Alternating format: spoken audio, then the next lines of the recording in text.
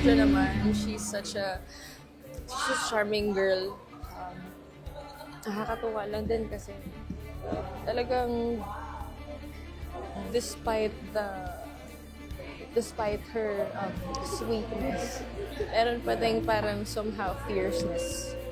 Kaya nakakatuwa kasi yun yung parang isa sa advantage niya as a young singer na pwede niyan madala pagdating na pagtandaan. Parang mas naging klaro yung boses niya. From the very first time na mentor ko siya, mas naging malinaw everything, enunciation and all that. I'm not sure, parang naramdaman ko kasi na kinabahan siguro siya or medyo nag-hold back siya. I think yung confidence, yun yung parang nag-lack doon sa performance niya. I'm not saying that it wasn't good, parang hindi ko lang naramdaman yung confidence niya sa stage. Sweet is the heart.